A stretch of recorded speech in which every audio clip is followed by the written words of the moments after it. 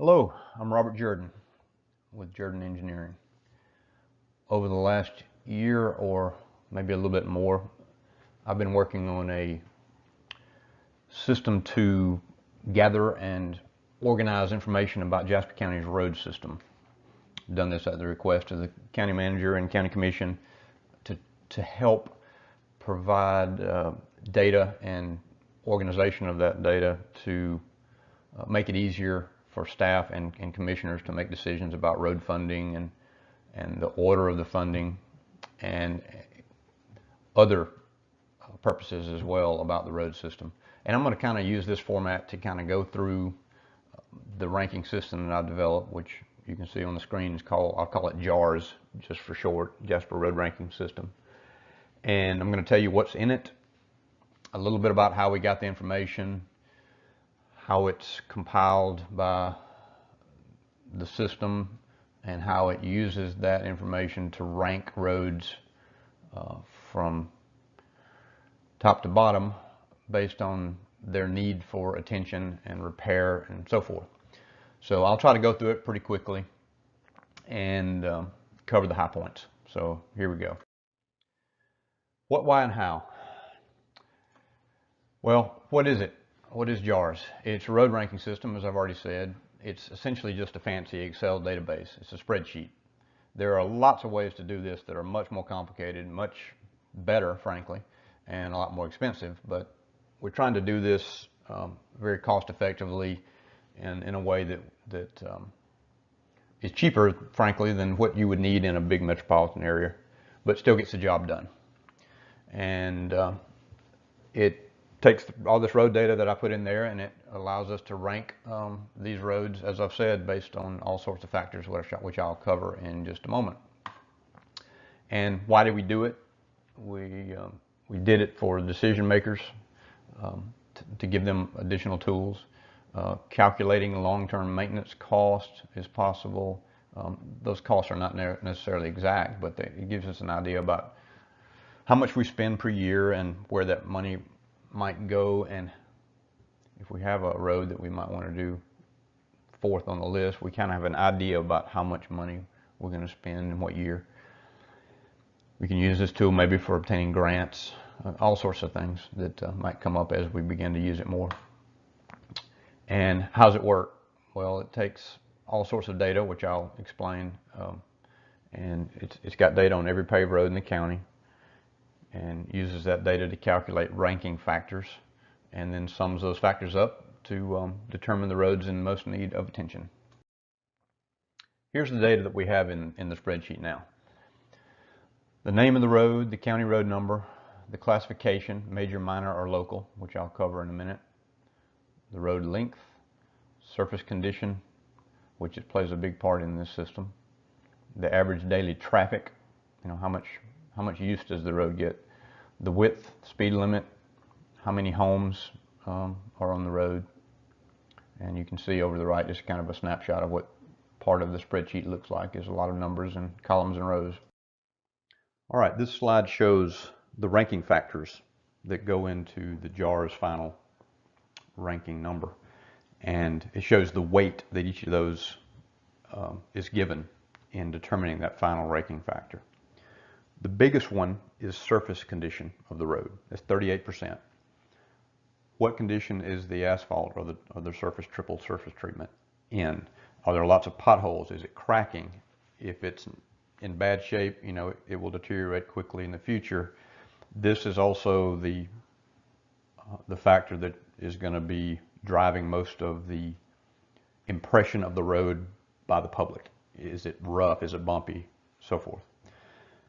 The second largest is traffic count, which is simply how many people use the road. That's given 23% of the weight of the final factor. The third largest factor is road classification. I'll go through that in a minute, but it's a measure of the importance of a given road in the entire traffic system of the county. You know, is it one of the more important roads that if it's in really bad shape has a great impact on large numbers of people, commerce, industry, so forth. So that's 13%. Those three factors that I've just mentioned make up about 75% of the factor of the final ranking score. We've got four other factors that play a much smaller role, and you can think of these as sort of tiebreakers. If a road ranks almost exactly the same as another road in the big three factors, these smaller ones will maybe push one ahead of the other. The two that are given 8% of the total ranking are expenditure over the last 5 years by commission district, in an attempt to sort of balance the spending over the entire county, based on two different ways to calculate that. One of them is by population, which would spread it equally over all districts, and one is by road miles, which would spread it over the county based on where all the roads are located. So we've sort of given each of those 8%, and I'll go through them in a lot more detail in a minute. And then pavement width and speed limit are both small factors that go in. If you've got two roads that are in identical condition, carrying the identical number of cars, but one of them has got a little higher speed limit, maybe that's the one, if all else being equal, that one deserves a little bit more attention and a little quicker. There are some other factors that I have not included in the spreadsheet at this time that might be appropriate to put in it later. Accident records might be a good way to rank one road over the other if we can get those from the sheriff or from state patrol. The cost of repair, cost repair per mile, emergency vehicle use, how many school buses does the road carry? Is it important for industry or maybe commerce? Those might be added later to further fine-tune the system, but they're not in there now. The biggest factor, surface condition. I want to run through this and explain to you how it's calculated in very general terms. This is a system, PASER, that's used by the University of Wisconsin-Madison. I picked it because it's simple. There are a lot of different ways to classify road surfaces. Some of them are real complex. You can buy fancy software programs. Some of them are 1 to 100. This is 1 to 10, and it's easy to train somebody how to go out and classify roads. So I want to go through kind of a little bit about how it works. First of all, 1 and 2, the worst roads. In Jasper County, about 27% of our roads fall into this category. Number 1 is a road that, well, let me show you. Roads number 1 are severely distressed. They're falling completely apart, and in a couple places recently, the county in Jasper County has actually plowed up these roads to make them back into dirt, and far improved the conditions. So they're way beyond a situation where you could just retop the road and repair it. Number 2, pretty bad shape. The subgrade and base of the road is often failing. Lots of potholes, commonly alligator cracking, and it really needs to be completely rebuilt from the base up. And so 1 and 2 roads are in really bad shape. So those account for about 27% of our roads. The next third, basically, of roads in the county are probably ranked 3 and 4, which is poor and fair. And these roads are better. Here's a couple of examples of 3s and 4s. A 3 is a road that probably doesn't feel that bad to drive on, but is getting to the point where if there's not some attention given to that road, it's going to deteriorate really quickly. So 4 is a step above that. It's beginning to show signs of wear, but it's in pretty good shape. Roads that are rated 3 and 4 probably aren't going to get a lot of complaints from the public. That'll start happening at 2 and 1. But this is your sweet spot for expenditure. If you can catch a road that's a 3 and resurface it, it's a lot cheaper to address the problem, and it'll hold that road in good condition for a long time. Whereas if it goes to a 2, you really need to spend double the amount of money, completely redo the base, and really rebuild the road. So if you can catch a road in these 3 and 4 phases, you really can maintain your road system overall much less expensively. But it's hard to do that because you've always got 1s and 2s to address. So it's hard to spend money on 3s and 4s, and that's That's a real challenge, particularly for our road system. And the last one I'll really talk about is the 567. These roads are by our standards, are in great shape. They're not new, basically, like 8, 9, 10, but they're in great shape, and we would consider these roads that do not need attention in our system. Traffic count is the next largest factor. We have ways of using tables by the Institute of Transportation Engineers, ITE, to calculate how much traffic is on a road based on how many buildings, houses, commercial buildings that the road serves. And you can count rooftops, and you can determine how many houses might be on a certain road, how many are on roads that feed into a certain road. And in rural Georgia, ITE says that that one resident will contribute about 9.5 trips per day to a road that serves it. And that's residents at the house, that's people coming to visit the house, that's UPS, that's the plumber that comes to fix the pipes, that's every vehicle that comes and goes per day. So most of the roads in Jasper County, we don't have real counts, so we have to use a method like this to estimate the traffic. But we do have actually 15 roads, non-state roads in the county where DOT has published traffic counts. I guess they do this so they can better anticipate the load on the state road system. So I've taken those 15 roads and I've taken my estimate based on the ITE data and compared it with DOT's traffic counts, and it gives us a way to sort of calibrate the ITE estimate. And what I found is that although it varies, generally about 65 or 70% of the ITE number appears to be accurate. So really, instead of 9.5, we use about 6 trips per day per resident. So we've got a fairly good idea on our roads about how much traffic that we have. So I've still got, particularly on some of the smaller roads, I've got work to do rooftop counts and improve some of the numbers. Most of them are pretty good at this point, but that's an area where we still need to do some work. Here's some traffic counts of various roads in our county, just to kind of give you an idea about the range and some of the rough numbers. State highways, 11 south is our least traveled state highway, 1,100 vehicles per day. 16 west, according to DOT, is our highest traffic count at about 3,000. And then we get into the county roads. Jackson Lake Road, roughly 1,500, that's our most highly traveled county road. Post Road is about 8. Goolsby, for example, is about 450. Clay Road's 300. Smithboro down to about 135. A small minor road like McElhaney Cross Road or Turner Road, 75 and 60, and then you get little small cul-de-sacs that might serve 4 houses, would be about 25. So that kind of gives you an idea about these numbers. And the way the system uses these numbers is it takes the traffic count and multiplies it by a certain number, and that gives you the points. So in this scenario, if Jackson Lake Road gets 15 points, for example, this cul-de-sac may be 0.25, and that's the way that the traffic count factor is computed. 13% of our ranking is from road classification, which is the role that the certain road plays in the county traffic system.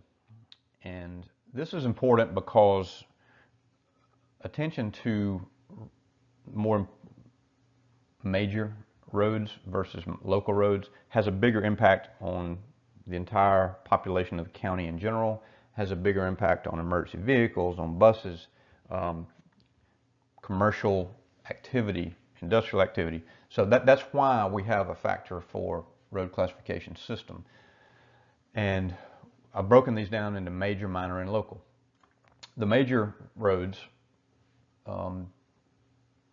are connectors between a couple of highways, for example. They might connect another major road with a highway. The average major road length in Jasper County is 7 miles, and I've set a minimum of 2.5 miles for a major road. Minor roads,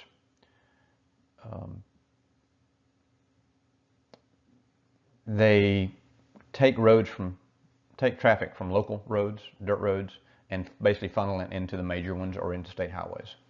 And about a quarter of our roads in the county are minor roads.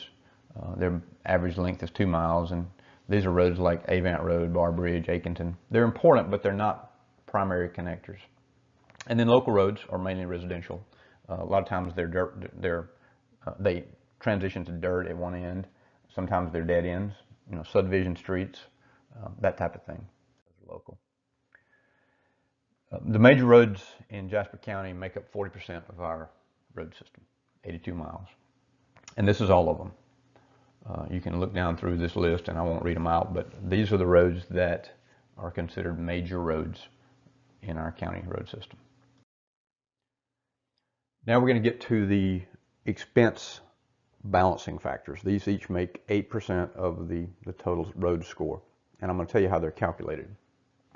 Here are roads based on a 5-year expense balance by road miles in the district. So the intent of this factor is to at least provide some weight for roughly balancing our county expenses by district over a 5-year period based on the road miles in each district. So for example, District 1 has 5.1% of the funding for the last 5 years, and it's got 6.7% of the road miles. That's not too much difference. If you take 5.1 divided by 6.7, you're funding this district at about 76% of what an exact equal ratio would be. On down to District 2, it's gotten 33% of the funding in the last 5 years. It has 17% of the road miles, so it's being, in the last 5 years, overfunded, 1.93 factor. And you can go on down here and see District 3 has a 0.37 factor, District 4 has 1.39, and then District 5 is actually the closest to being, the perfect world if you're trying to balance by road miles, which is 19.7% of the funding and 20% of the roads. It's almost a 1. So this is just one small factor, but it's a way to help the decision makers see where the money is going and how to at least aim toward some rough balance. This is the same thing, but it's based on equal expense by population, which is essentially equal expense by commission district. This factor tries to balance it so that over a 5-year period, every district would get roughly 20% of the funding. That's never going to happen because of the way that large roads take several years to pave, and so you may have one road that gets much of the funding in a 5-year period because we were trying to pave it, and then maybe the next 5 years, a larger road in a completely separate district gets the funding. But at least this provides a way to shift the balance toward an equal funding. And you can see here that based on population, District 1 gets 25% of the funding that it would in a perfect world. District 2 gets 1.67. You can see how this works. And again, District 5 is the most equal on this graph. Here are the current rankings that the JaRRS system, this is a living document. I need to make sure that's understood. Every time we collect new data and put it into the spreadsheet, we get small changes in the rankings. Obviously, if we change the way the ranking system works, we also get small changes. And I just put this snapshot up here to show you, well, first of all, the first obvious thing to me is that this 2019, January 2019 snapshot shows you Goolsby Road, for example, is at the top. Well, the commission recently voted to include Goolsby Road on the 2019 LMIG expense. Post Road, I think, obviously has had recent LMIG work, and there's only one section left of it to be paved. So the point I'm trying to make here is that the spreadsheet confirms the decisions that you've been making, which is exactly what you want. You want it to be modeled in a way that would mirror as closely as possible the importance that the commission puts on roads and the way they would make a decision if they didn't have a tool. If we've got a spreadsheet that models the way the commission makes decisions, then we can put the data in, and it allows the commission on a much broader scale, from a much higher view, if you will. It allows them to look and see, okay, based on our decision making, what roads would be done 2 years from now, or 3 years from now, or 4 years from now, and provide them some plan of how the road improvements might happen for the next few years. And you can look for yourself on this spreadsheet, and we can go through this in the future with whatever modifications the commission might think are appropriate to make this spreadsheet better match their decision making. So it's never intended for JaRRS to make the decisions. I want to make that very clear. The JaRRS system is designed to assist the decision makers in making decisions the way they would normally make them anyway. It just gives them much more context and much more detail. And the last thing I'll mention about this spreadsheet is that we've got different colors for the different types of roads. The major roads are in green, the minor ones in yellow, and the local ones in blue. And because we have more traffic and we have more rooftops, more length of road in the major category, they're naturally going to tend to come to the top in importance of expenditure. So it might be that the commission decides to fund a certain number of percent of their 5-year plan toward the major roads and reserve a certain part of their funding for local roads or minor roads. Local roads are also the types that would be applicable for in-house chip seal projects. So there may be other ways to allocate funding other than just starting at the top and working down that work better. So that's something that we could build into the spreadsheet if the commission has ideas about ways to do that. The last thing I'll cover is cost estimates and repair dates. Once you have a list of roads and a theoretical order in which they might be addressed, you can start saying, okay, well, how much money do we spend per year typically on road repairs? Recently, it's been about $800,000. You know, the LMIG is somewhere in the low $700,000 range, and then we do some chip seal work and so forth. So I'm just using $800,000, and you can say, okay, well, each road, how would you repair it?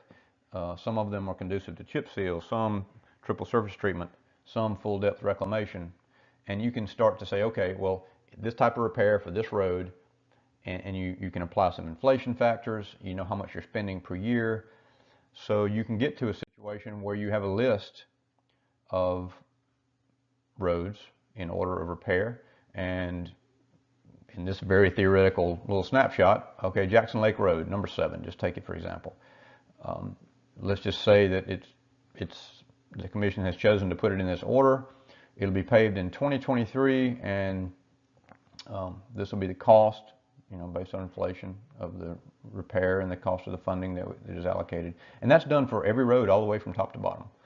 And, you know, this is not necessarily realistic, but it's certainly a much better picture than what we have now, which is no picture at all, essentially.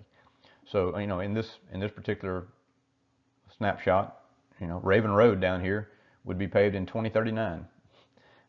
Is it really going to be paved in 2039? Almost certainly not. It'll be either earlier or later than that. But at least it gives us a plan that can be viewed and commented on so that decisions are at least made in a better context. That's it. I'm going to leave it at that very broad overview, and hopefully this snapshot of what JaRRS is and what it does will get us started in a conversation about how to better use it, and maybe more importantly, to figure out how to make it better and to make it match even more closely the decision making as it would be made to benefit the county commission and staff that are trying to make these decisions. It's not a standalone. It's one little tool for decision makers, but it's been needed for a long time so that the county can get a handle on how much work is to be done and when it might occur. Thank you very much, and hope you've enjoyed the presentation.